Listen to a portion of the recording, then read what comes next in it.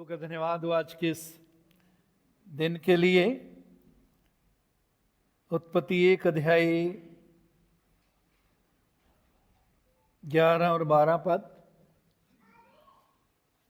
फिर परमेश्वर ने कहा, पृथ्वी से हरी घास तथा बीज वाले छोटे छोटे पेड़ और फलदायी वृक्ष भी, जिनके बीज उन्हीं में एक एक की जाति के अनुसार हैं, पृथ्वी पर उगें। और वैसा ही हो गया।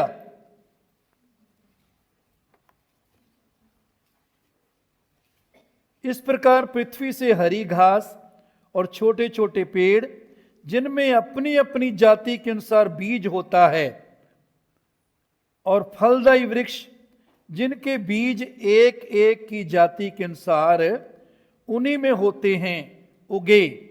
और परमेश्वर ने देखा कि अच्छा है। 12 पद में हम देखते हैं फलदायी वृक्ष। वृक्ष जो है, पेड़ जो है,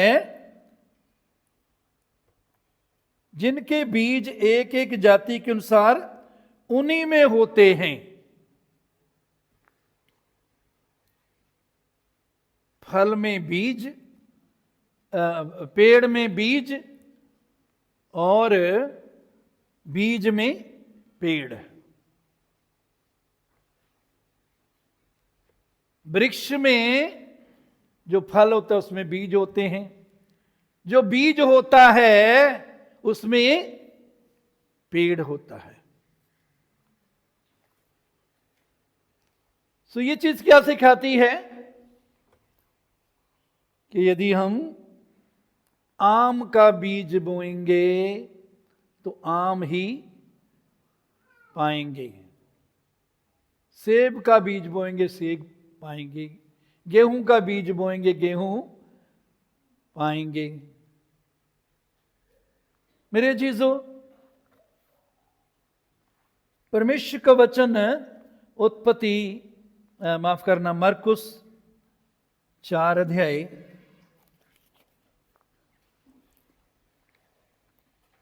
26 से 29।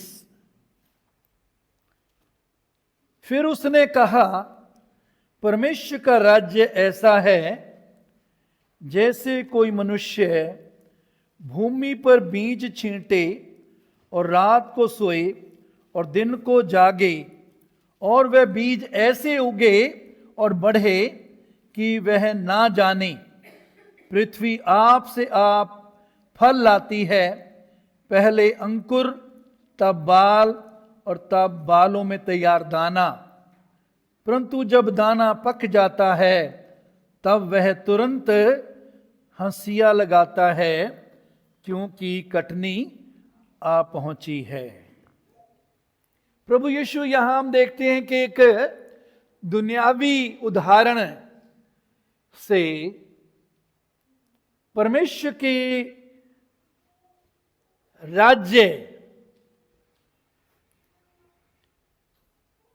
राज्य की सच्चाई को समझाते हैं। यहां क्या बताते हैं? परमेश्वर का राज्य ऐसा है जैसे कोई मनुष्य भूमि पर बीज छींटे। कोई मनुष्य जमीन पर बीज बोता है। कनक का बीज, गेहूं का बीज बोता है, या मक्की का बोता है, या बाजरे का बोता है। और वो बीज क्या करता है और आगे क्या होता है?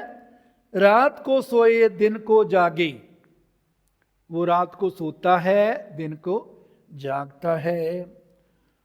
वो बीज जो बीज देता है उसको बार बार देखता नहीं ये उग रहा है या नहीं।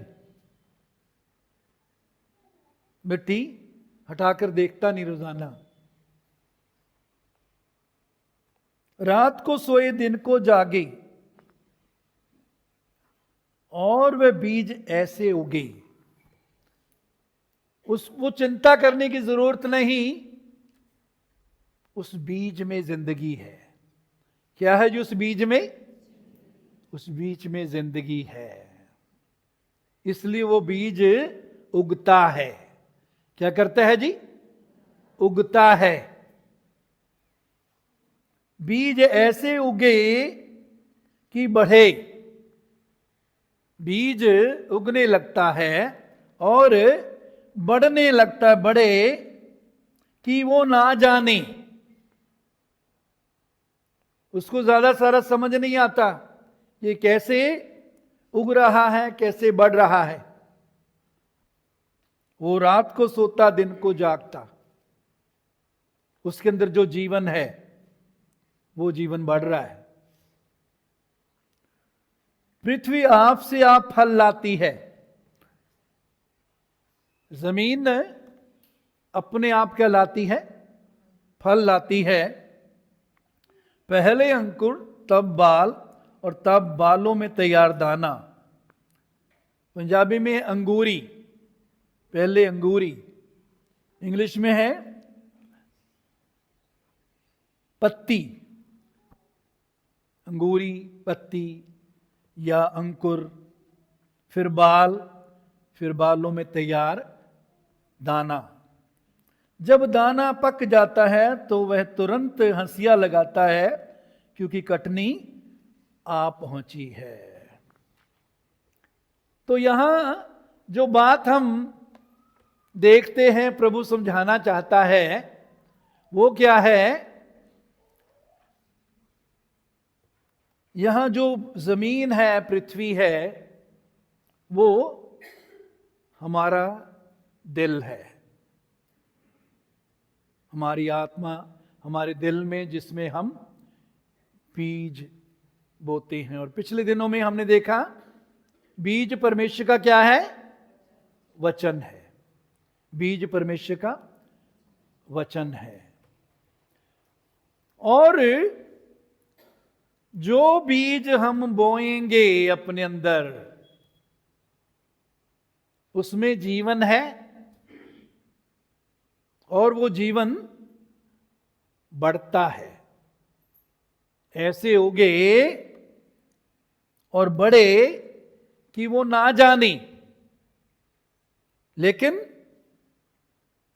पृथ्वी अपने आप फल लाती है। पहले अंकुर, तब बाल, और तब बालों में तैयार है दाना। मेरे जीजो,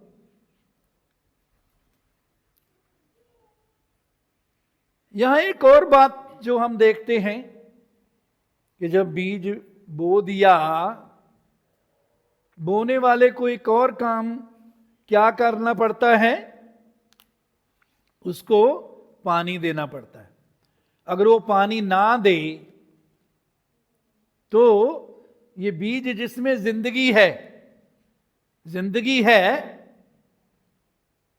बढ़ने की योग्यता, सामर्थ्य है, फल लाने की, फसल देने की योग्यता और सामर्थ्य है, लेकिन अगर उसको पानी नहीं देंगे तो वो समाप्त हो जाएगा।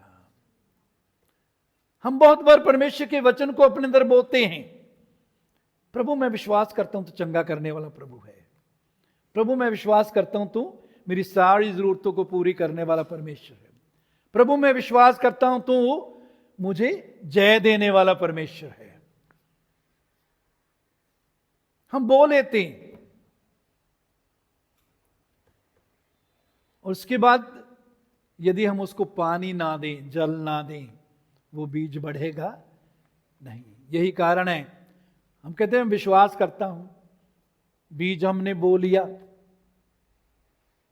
और उसको जब पानी नहीं देते तो वो खत्म हो जाता है। पौलुस प्रभु का दास 1 कुरिन्थियों 3:6 में क्या कहता है? मैंने बोया, अपुल्लोस ने बोया, मैंने सींचा। अपुल्लोस ने बोया, मैंने सींचा, परमेश्वर ने बढ़ाया। तो बोने के साथ साथ सींचना जरूरी है। सिंचाई में कौन कौन सी चीजें आ जाती हैं? सिंचाई में पहली बात परमेश्वर के वचन का अंगीकार, उसको स्वीकार करते रहे, बोलते रहना। हृदय से विश्वास और मुंह से अंगीकार करते रहना। इसके साथ साथ धीरज रखना, क्योंकि अलग अलग पेड़ या अलग अलग फसल जो है वो बोने के बाद पकने या उसको जब फसल काटने का समय होता है, सबका फर्क फर्क होता है। गेहूं कुछ महीने में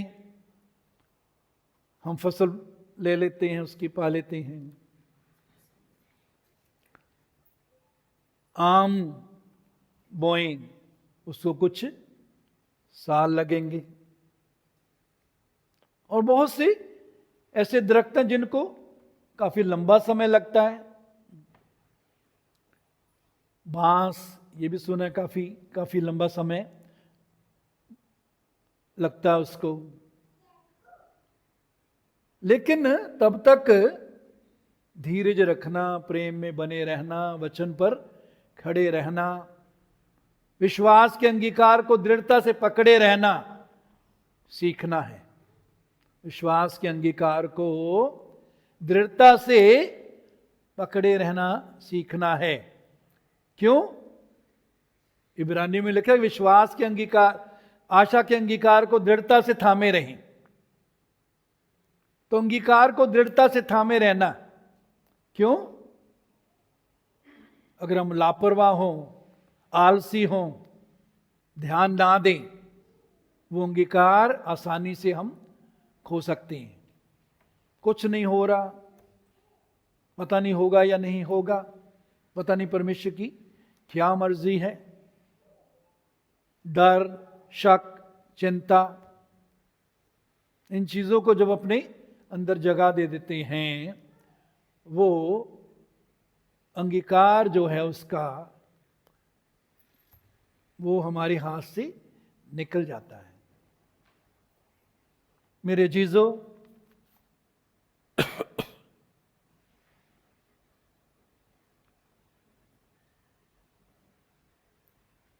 लूका 17 अध्याय 5 और 6 पद। लूका 17 अध्याय 5 और 6 पद। तब प्रेरितों ने प्रभु से कहा, हमारा विश्वास बढ़ा। प्रभु ने कहा, यदि तुमको राई के दाने के बराबर भी विश्वास होता तो तुम इस शहतूत के पेड़ से कहते कि जड़ से उखड़कर समुद्र में लग जा, तो वह तुम्हारी मान लेता। यदि तुम्हारे अंदर राई के दाने के बराबर भी विश्वास होता तो तुम इस शहतूत के पेड़ से कहते। अब यहां प्रभु क्या सिखा रहा है कि विश्वास का संबंध कहने से है। जो हम विश्वास करें वही बोलें। हम विश्वास करते हैं प्रभु चंगा करने वाला है। यीशु के मार खाने से मैं चंगा हो चुका हूं। यीशु ने मेरे रोगों को अपने ऊपर मत्ती 8:17 के अनुसार उठा लिया।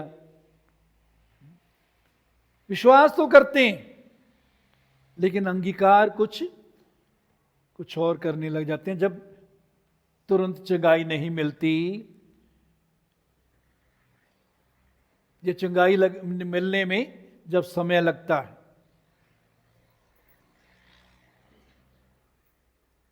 मेरे चीजों सीखना है, विश्वास की अच्छी लड़ाई लड़ता रहे। पहला तीमुथियुस 6:12 में पौलुस कहता है, विश्वास की अच्छी लड़ाई लड़।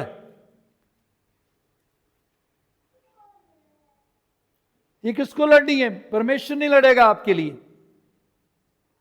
आपके मां बाप, बहन भाई, पति पत्नी नहीं लड़ेंगे। आपके पास्टर नहीं लड़ेंगे। कोई अगुवा नहीं लड़ेगा आपके लिए। दूसरों के विश्वास पर जब हम निर्भर रहते हैं हाँ, नए जब हम नए होते हैं प्रभु में, उस समय ठीक है, हम परमेश्वर के सेवकों के विश्वास पर निर्भर रहते हैं। उनसे कहते हैं प्रार्थना करो जी, और वो करते हैं, परमेश्वर उत्तर देता है। जिन जो हम प्रभु के साथ चलते हैं, हमें सीखना है खुद विश्वास पर खड़े होना। धर्मी अपने विश्वास के द्वारा जीवित रहेगा। हबकुक 2:4, धर्मी अपने विश्वास के द्वारा जीवित रहेगा। मेरे अजीजों, तो यहां हम देखते हैं, यदि तुम्हारे अंदर राई के दाने के बराबर भी विश्वास हो तो तुम इस शहतूत के पेड़ से कहते। तो विश्वास का संबंध कहने के साथ, अंगीकार करने के साथ। ध्यान दीजिए, आप मुंह से क्या बोलते हो, मुंह से क्या बोल रहे हो, ध्यान दो। लापरवाही से बोलना बंद करो। जो दिल में आता है बोलना बंद करो। जो अच्छा लगता है बोलना बंद करो।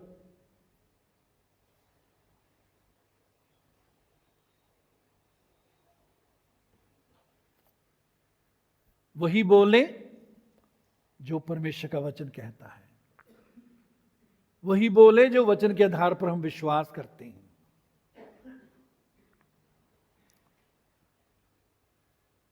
मत्ती 6:31।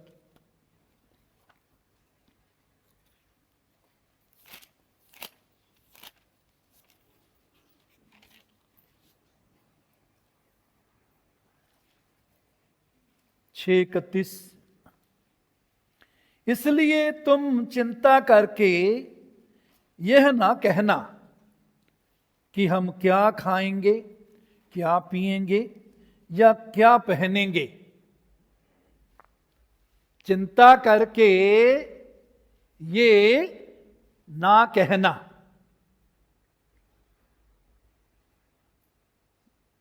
बहुत ध्यान देने वाली बात है। प्रभु ने कहा चिंता करके ये ना कहना। क्यों प्रभु ना कहने के लिए बोल रहे हैं?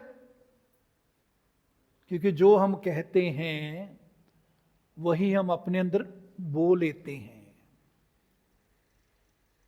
जो हम कहते हैं वही हम अपने अंदर बो लेते हैं, बीजते हैं।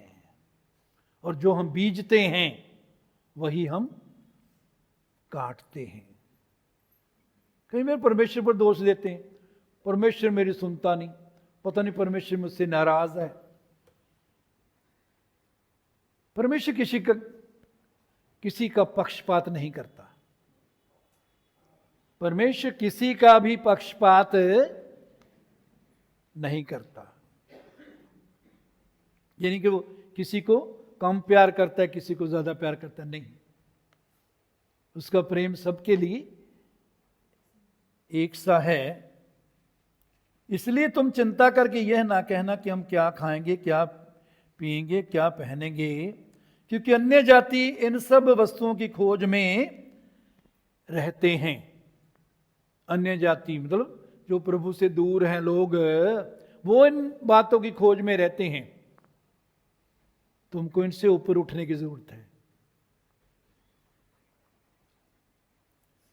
पर तुम्हारा स्वर्गीय पिता जानता है कि तुम्हें इन सब वस्तुओं की आवश्यकता है। याद रखिए, हमारा क्यों नहीं हमें कहना? क्योंकि हमारा स्वर्गीय पिता जानता है कि हमें इन सब वस्तुओं की जरूरत है। आगे 33 इसलिए पहले तुम उसके राज्य और धर्म की खोज करो तो ये सब वस्तुएं तुमको मिल जाएंगी। पहले तुम उसके राज्य और धर्म की खोज करो तो ये सब वस्तुएं तुमको मिल जाएंगी। किसको बोला गया राज्य की और धर्म की खोज करने के लिए? हाँ जी, किनको? हाथ खड़ा करो जिनको बोला गया। हम सबको बोला गया है। अब सवाल है, परमेश्वर का राज्य कहां है, कैसा है, ढूंढने के लिए कहां जाएं? कई बार हम सोचते हैं जब यीशु दोबारा आएगा, सिंहासन पर बैठेगा, इसमें कोई शक नहीं, आएगा, सिंहासन पर बैठेगा, 1000 साल इस पृथ्वी पर राज्य करेगा। लेकिन यहां उस राज्य की बात नहीं कर रहे।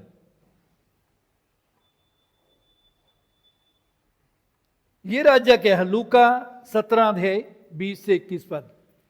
लूका 17 अध्याय 20 से 21।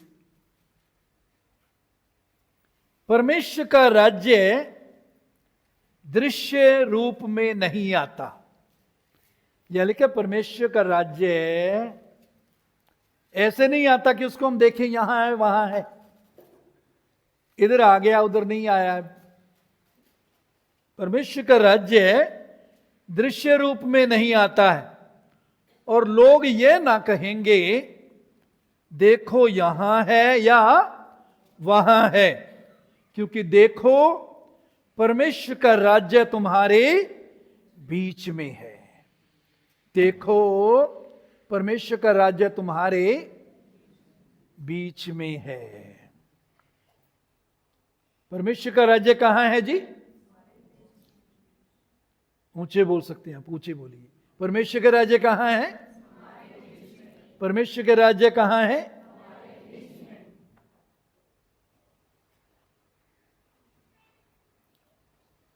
यूहन्ना 3 अध्याय 3 पद में प्रभु यीशु ने निकोदेमस को कहा,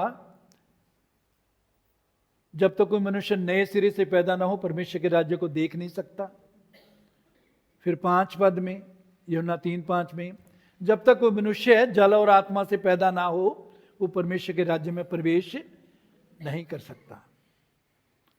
तो हम जल और आत्मा से पैदा हो चुके हैं।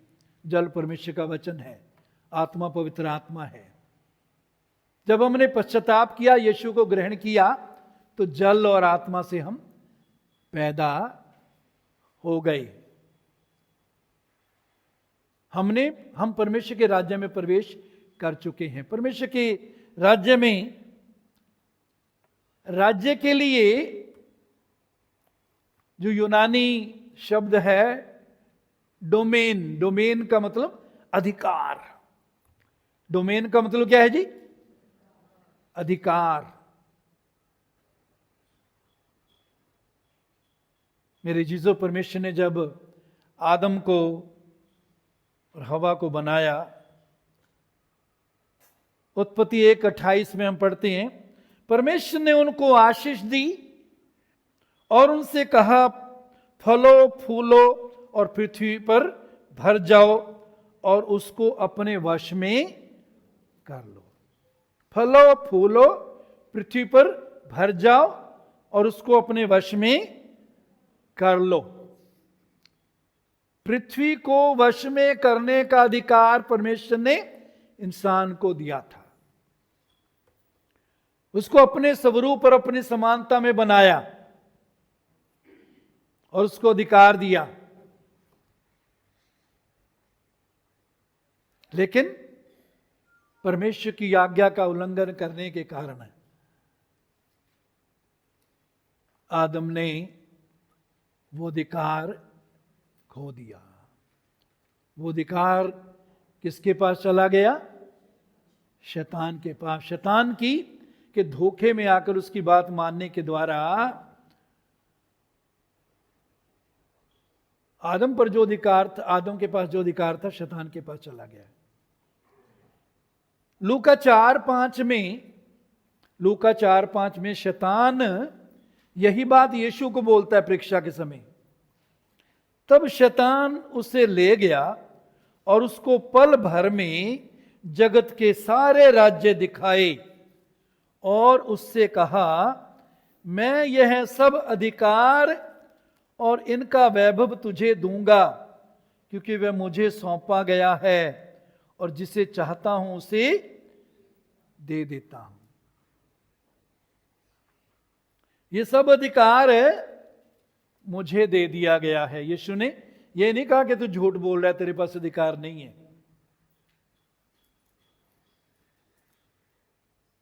लेकिन यीशु ने क्या किया? क्रूस पर मृत्यु सहने के द्वारा, मुर्दों में से जी उठने के द्वारा यीशु ने शैतान से वो अधिकार वापस छीन लिया, वापस ले लिया। मत्ती 28:18 में प्रभु क्या कहता है? स्वर्ग और पृथ्वी का सारा अधिकार मुझे दिया गया है। आगे कहता है इसलिए तुम जाओ, सुसमाचार का प्रचार करो।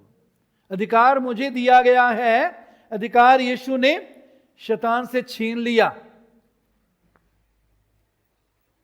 उसको जिसको मृत्यु पर भी अधिकार था। शैतान को मृत्यु पर अधिकार मिल गया था, लेकिन उसने शैतान को निकम्मा कर दिया मुर्दों में से जी उठने के द्वारा। मुर्दों में से जी उठने के द्वारा यीशु ने शैतान को क्या कर दिया जी? निकम्मा कर दिया। आज वही अधिकार है, परमेश्वर के राज्य में हम प्रवेश कर चुके हैं, इसलिए हमारे पास है।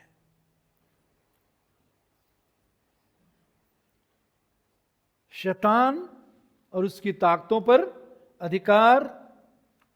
और मेरे चीजों, वो जो हमने दृष्टांत पढ़ा था, परमेश्वर के राज्य जो है ऐसे मनुष्य के समान है जो बीज छींटे, रात को सोए दिन को जागे, ना जाने वो कैसे उगता कैसे बढ़ता है। तो वहां यीशु मसीह परमेश्वर के राज्य की बात करते हैं। परमेश्वर के राज्य का राज्य कहता है इस समान है मेरे चीजों। तो यहां प्रभु क्या सिखा रहा है हमको? वचन क्या सिखाता है कि परमेश्वर ने अधिकार हमको वापस मिल गया है। शैतान ने जो छीन लिया था, और हम परमेश्वर के वचन पर विश्वास करके उस वचन का लगातार अंगीकार करते हुए हम वो जो अधिकार उसने दिया है, उस अधिकार को काम में लाकर हम जिन बातों के लिए हम विश्वास करते हैं, उन बातों को अपने जीवन में पूरा होता हुआ देखते हैं। पिछले दिनों में आपको याद होगा, मैंने अपनी दो उदाहरणें दी। आम में से उसके बाद कुछ ने अपनी उदाहरणें गवाहियां दी। मैंने 2 गवाहियां दी। पहली गवाही में रात को प्रभु ने मुझे चंगाई दी। दूसरी गवाही में 2 हफ्ते लगे लगातार मुझे विश्वास की लड़ाई लड़नी पड़ी। और आम में से भी कुछ ने पिछले दिनों में गवाही दी। तो मेरे चीजों, परमेश्वर का राज्य है, उसके बारे में हम 1 कुरिन्थी 4:20 में लिखा कि परमेश्वर का राज्य बातों में नहीं परंतु सामर्थ्य में है। तो हम परमेश्वर के राज्य में, परमेश्वर का राज्य हम में है, तो हम में सामर्थ्य है वचन के द्वारा, उसकी आत्मा के द्वारा। मेरे चीजों,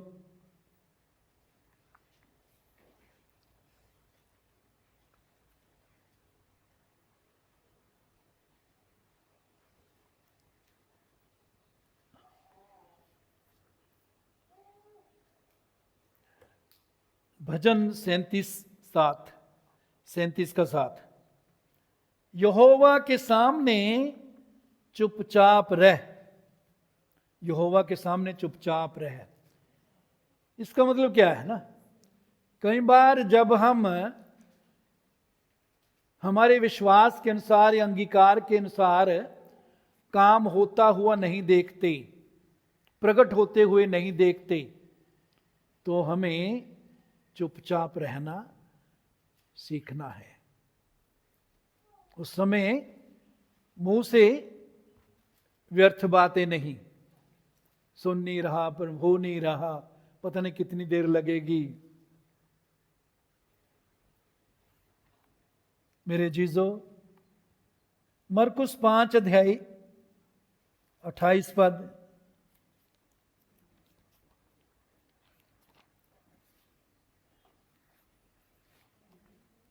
यहां हम देखते हैं उस स्त्री ने जिसने यीशु की चर्चा सुनी, 12 साल से लहू बहने का रोग था, यीशु की चर्चा सुनी कि यीशु बीमारों को चंगा करता है,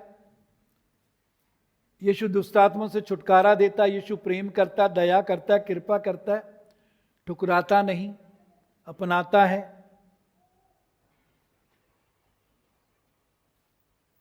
सो यीशु की चर्चा सुनी, उससे उसके अंदर क्या आ गया? विश्वास आ गया। और जो उसके अंदर विश्वास था उसके अनुसार 28 आयत में वो कहती है, क्योंकि वो कहती थी यदि मैं उसके वस्त्री को छू लूंगी तो चंगी हो। वो कहती थी, क्या कहती थी? यदि मैं उसके वस्त्र को छू लूंगी तो चंगी हो जाऊंगी। यीशु की चर्चा सुनकर विश्वास किया, विश्वास का अंगीकार किया, और इसके साथ साथ जो काम की जरूरत थी वो काम भी किया। वो काम क्या किया?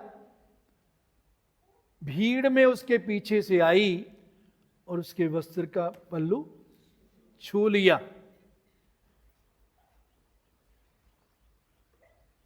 मेरे जीजों, आज हम ऐसे यीशु का पल्ला नहीं छू सकते। ऐसे यीशु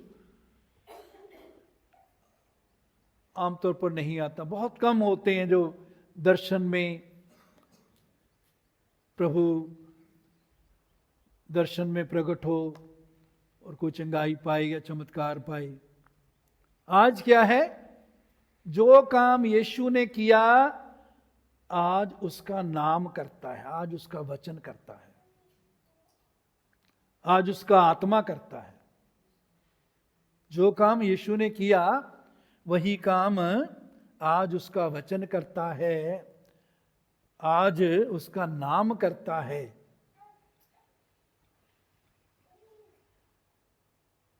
प्रेरितों का 3 अध्याय में हम देखते हैं वो जन्म से लंगड़े को जब अच्छा किया तो पतरस क्या कहता है?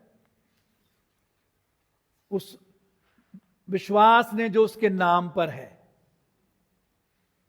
इसे तुम चंगा होता हुआ देखते हो। जो विश्वास उसकी ओर से है और उसके नाम पर है।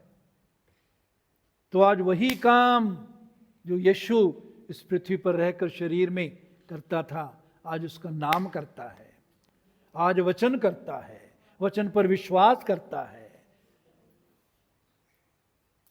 वचन का अंगीकार करता है, उसके साथ जुड़े हुए काम करते हैं।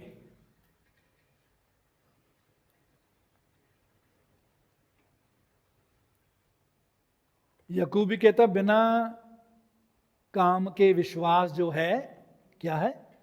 मुर्दा।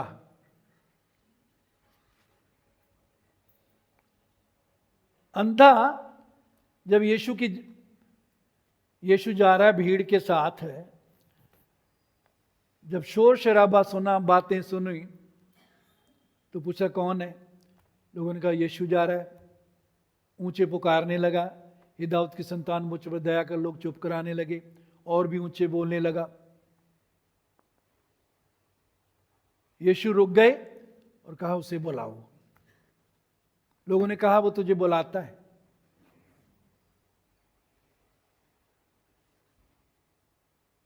अब विश्वास था कि प्रभु दाऊद की संतान मुझ पर दया कर,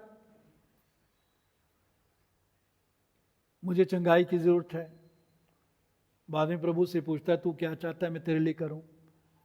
क्या तू पैसे चाहता है, कोई घर चाहता है? कहता प्रभु मैं देखने लगूं। तो स्पष्ट जो हम चाहते हैं स्पष्ट प्रभु के सामने लाएं। उठते ही उसने क्या किया? कोई बताएगा क्या किया? जब वो उठा क्या किया उसने? है जी, जिस कपड़े पर वो बैठा था उसको फेंक दिया।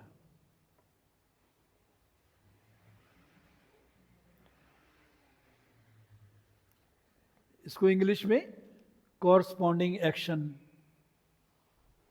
कहते हैं, साथ जुड़े हुए काम जो दिखाते हैं कि हम विश्वास करते हैं। मेरे जीजो,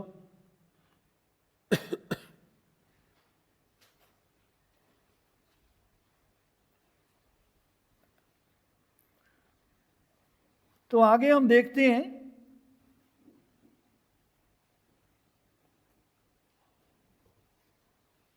यदि मरकुस 5:22 से 24, फिर उसके बाद 35 से 40 43 पढ़ें तो यहाँ एक आराधनालय का सरदार, यायर नामक आराधनालय का सरदार है, जिसकी बेटी बीमार है, मरने पर है, वो प्रभु के पास आता है, विनती करता है, ये कहकर उससे बहुत विनती की, मेरी छोटी बेटी मरने पर है, तू आकर उस पर हाथ रख कि वो चंगी होकर जीवित रहे। क्या बोला? मेरे साथ चल, उस पर हाथ रख ताकि वो चंगी होकर क्या रहे? जीवित रहे। अब ये जो बोला उसके विश्वास को दिखाता है। लेकिन जब प्रभु चल रहा है, आगे बढ़ रहा है इसके साथ, तो रास्ते में ये औरत भी आ गई जिसको 12 साल से लहू बहने का रोग था।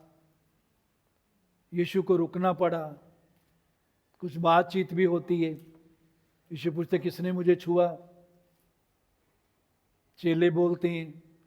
फिर ये स्त्री देखती है कि मेरे साथ कैसी भलाई होती हुई है, मैं छिप नहीं सकती, आके बोलती है प्रभु मैंने तुझे छुआ। तो उस लेट हो गया प्रभु, वहां कुछ दृष्टिकोण से अगर देखा जाए तो लेट हो गया। नतीजा क्या हुआ? जब वो आगे बढ़ रहे हैं तो क्या हुआ? एक ने इस यायर को आके खबर दी। क्या दी? 35 पद, मरकुस 5:35, तेरी बेटी तो मर गई है, अब गुरु को क्यों दुख देता है? तेरी बेटी तो मर गई है, गुरु को क्यों दुख देता है? 36 आयत में प्रभु ने क्या बोला? जो बात वे कह रहे थे उसको यीशु ने अनसुनी करके आराधनालय के सरदार से कहा, मत डर, केवल विश्वास रख।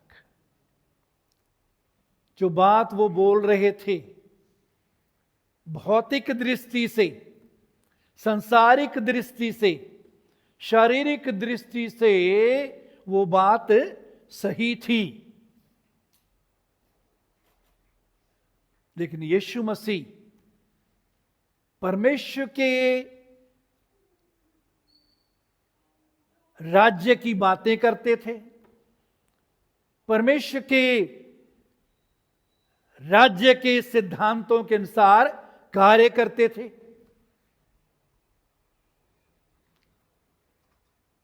तो परमेश्वर के राज्य का सिद्धांत और दुनिया के सिद्धांत में काफी फर्क है। दुनिया का सिद्धांत क्या कहता है? भाई अपने आप को मजबूत करो, दूसरों को पीछे छोड़ो, दूसरों को दबाओ, आप ऊपर उठो तो बढ़ोगे, राज करोगे, इज्जत मिलेगी।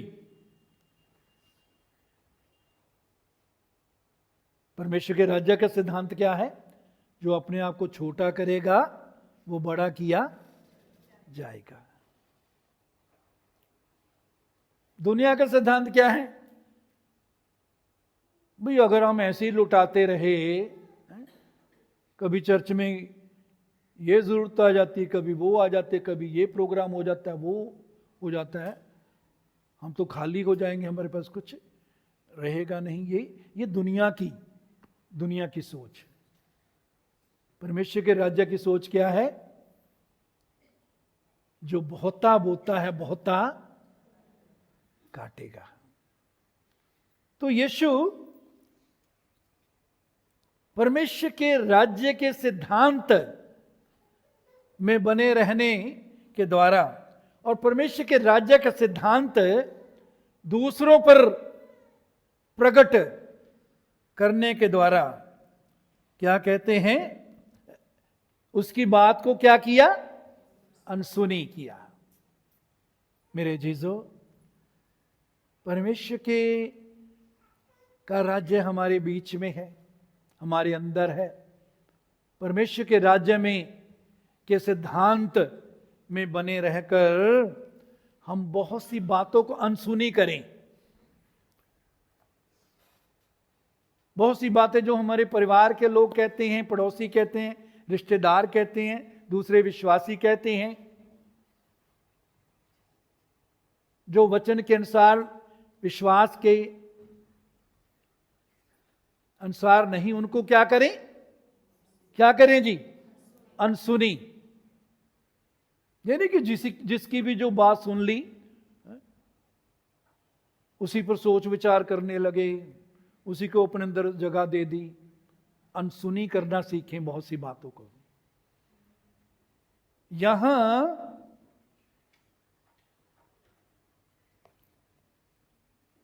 प्रभु ने कहा मत डर, केवल विश्वास रख। ये कुड़कुड़ा नहीं, बुड़बुड़ा नहीं, प्रभु तूने कितना देर लगा दी, वो औरत, मेरा नंबर पहले था, तूने पहले उसका नंबर लगा दिया, इसलिए लेट हो गया, इसलिए मेरी लड़की मर गई, नहीं तो बच जाती। कुड़कुड़ाया नहीं, बुड़बुड़ाया नहीं, चुप रहा, शांत रहा। भजन 37:7 में यहोवा के सामने चुपचाप रहे। रेस्ट इन द लॉर्ड, शांत रह। खड़े खड़े यहोवा उद्धार के काम को देखो। तो ये चुपचाप रहा, कुछ नहीं बोला, शिकायत नहीं की। ये नहीं कहा प्रभु अब नहीं कुछ हो सकता, तू पहले चला जाता तो मेरी बच्ची बच जाती। यीशु ने कहा मत डर, केवल विश्वास कर। मेरे जीजो, डर और विश्वास दोनों एक दूसरे के उलट हैं। डर और विश्वास दोनों एक दूसरे के विरोध में हैं। डर को जगह देते हैं, विश्वास हमारा कमजोर होता है। विश्वास को जितना जीवन में स्थान देते हैं, डर कमजोर होता है, डर निकलता है। डर की कोई जगह नहीं होनी चाहिए। परमेश्वर ने हमको डर का आत्मा, भय का आत्मा नहीं दिया। परमेश्वर ने हमको डर का आत्मा नहीं दिया। डर को स्थान ना दे। तो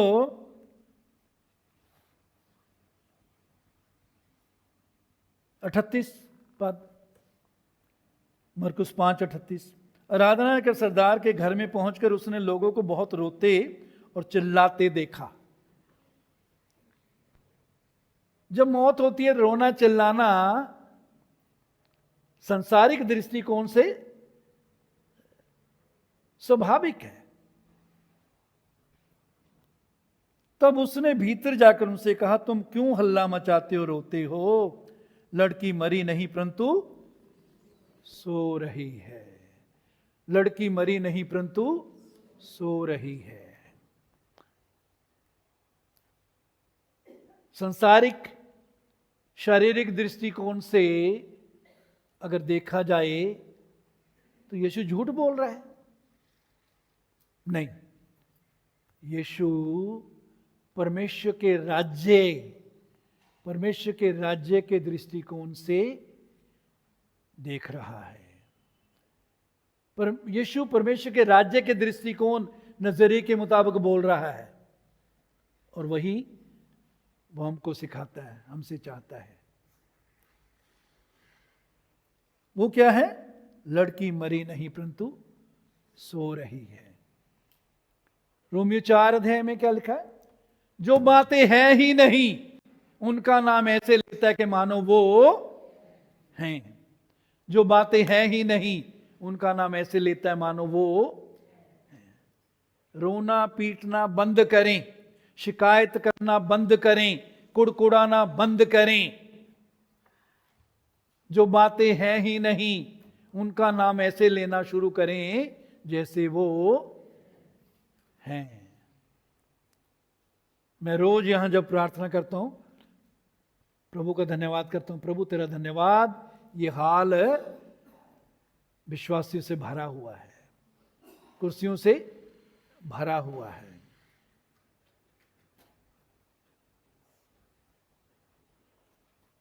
लड़की मरी नहीं परंतु सो रही है।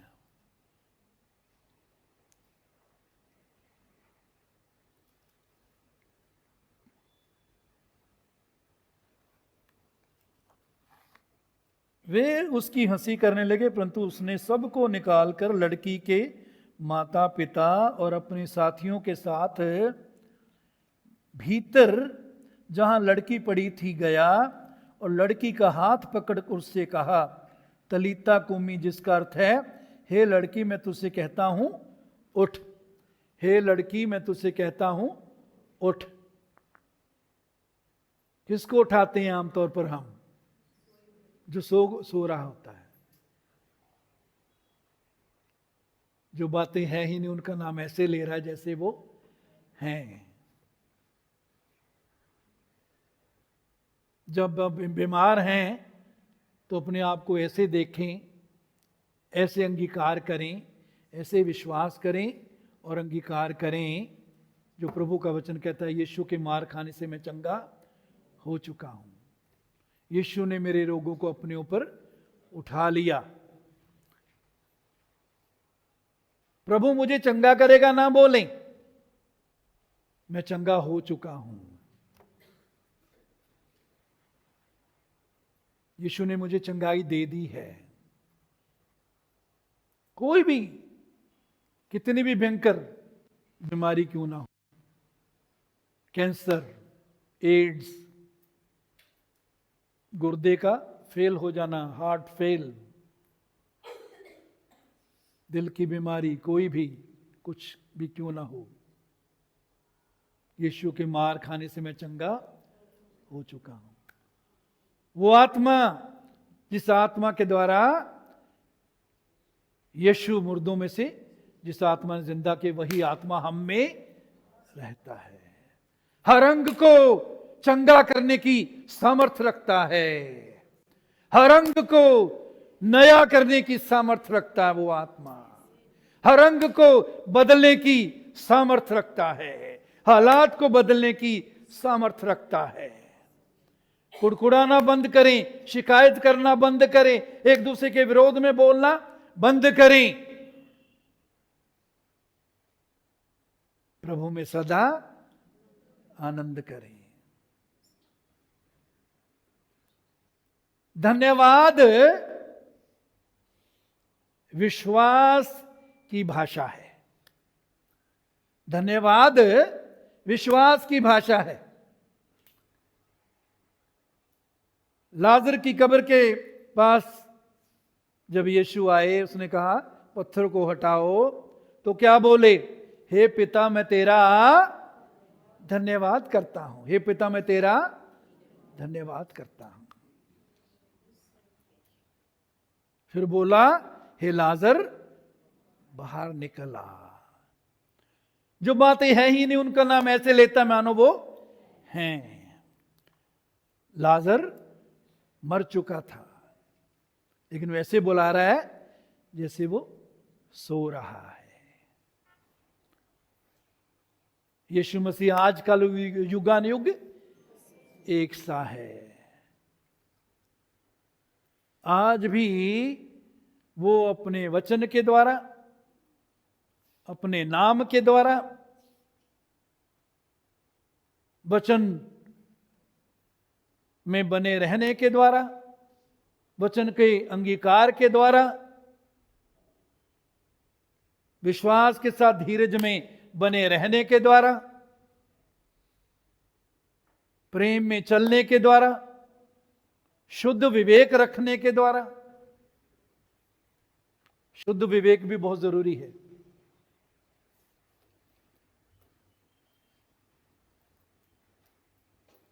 जीवन में यदि कोई पाप है, कपट है, दुष्टता है, घमंड है, कुछ भी है, पश्चाताप करें, तौबा करें, उसको छोड़ दें, शुद्ध विवेक के साथ प्रभु के सामने जीवन व्यतीत करें। कि वचन में लिखा है, बहुतों का जो है शुद्ध विवेक रखें, जिससे खोने के कारण बहुतों का विश्वास रूपी जहाज डूब गया।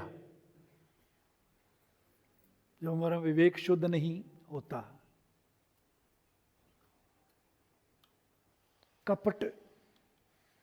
कपट करना बंद करें। जो अंदर से है, जो अंदर है वही बाहर दिखाई दे। यदि कमियां हैं, पाप है, प्रभु से मांगे, पश्चाताप करें। दूसरे भाई बहनों की सहायता भी ले सकती हैं। मेरे लिए प्रार्थना करो, मैं इस विनाश की दलदल में से निकलूं।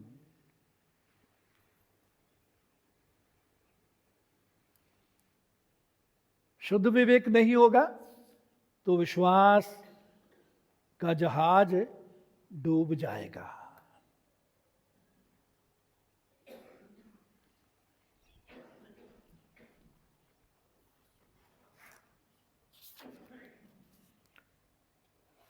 तो मेरे जीजों, हम यहां देखते हैं, उसने कहा, हे लड़की उठ,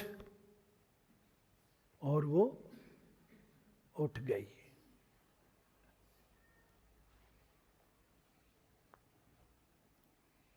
और लड़की तुरंत उठकर चलने फिरने लगी। 42 पद, क्योंकि वो 12 वर्ष की थी। इस पर लोग बहुत चकित हो गए। चलने फिरने लगी क्योंकि वो 12 वर्ष की थी, 12 साल की थी। मेरे जीजों, हमारे जीवन में भी आज मुर्दा हालात को परमेश्वर हमारे विश्वास और विश्वास के अंगीकार के द्वारा बदलता है, उसमें जिंदगी डालता है। मुर्दा हालात कैसे भी हों, वो हो सकता है शारीरिक तौर पर मुर्दा हालात हों, पारिवारिक तौर पर मुर्दा हालात हों, संबंध मुर्दा हो चुके हैं, कारोबार मुर्दा हो चुका है, परमेश्वर के साथ एक दूसरे के साथ संबंध मुर्दा हो चुके हैं। मुर्दा जीवन में, मुर्दा संबंधों में, मुर्दा हालात में, मुर्दा काम में परमेश्वर जिंदगी डालने की, सामर्थ्य डालने की सामर्थ्य रखता है, और इसके लिए वो हमको इस्तेमाल करना चाहता है। जो हम बोएंगे वही फसल काटेंगे। अगर डर बोएंगे अपने अंदर, शक, डर, संदेह, चिंता बोएंगे, वही काटेंगे। वचन बोइए, विश्वास बोइए, जो परमेश्वर का वचन कहता है वो बोइए। मेरा परमेश्वर अपने धन के अनुसार जो महिमा सहित मसीह यीशु में है, मेरी हर घटी को पूरी करता है। करेगा की जगह हम करता है या किया है लगा सकते हैं। मेरा परमेश्वर अपने उस धन के अनुसार जो महिमा सहित मसीह यीशु में है, मेरी हर एक घटी को पूरी करता है, मेरी हर एक घटी को पूरी किया है। घटी दिख रही है, लेकिन जो बातें हैं ही नहीं, उनका नाम ऐसे लेता जैसे वो हैं। जो देखना चाहते हो आप, जो आप पाना चाहते हो, देखना चाहते हो, वो बोलना शुरू करो।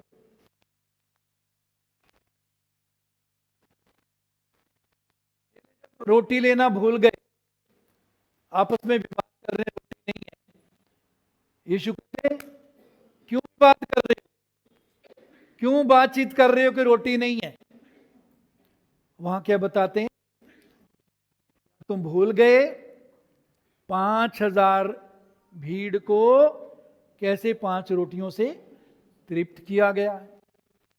4000 लोगों को, पुरुषों को 7 रोटियों कुछ मछलियों से कैसे तृप्त किया गया। चाहते हैं यीशु क्या सिखा रहे हैं कि हम समस्या पर नहीं, उसके हल पर करें। 5000 पुरुषों की भीड़ के समय हल यीशु ने दिया। 4000 पुरुष जब थे तब हल यीशु ने किया। और यीशु अब चेलों को बता रहे हैं कि वाद विवाद ना करो, भूखे मर जाएंगे, पता नहीं रोटी मिलेगी या नहीं मिलेगी, पता नहीं हमारा क्या हाल होगा, हमारा क्या बनेगा। कहते वाद विवाद जो तुम देख चुके हो, परमेश्वर के काम को विश्वास करो कि वो ना बदलने वाला प्रभु है। विश्वास करो कि वो ना कभी छोड़ता है, ना कभी त्यागता है, युग के अंत तक सदा हमारे साथ है। आइए प्रार्थना कर।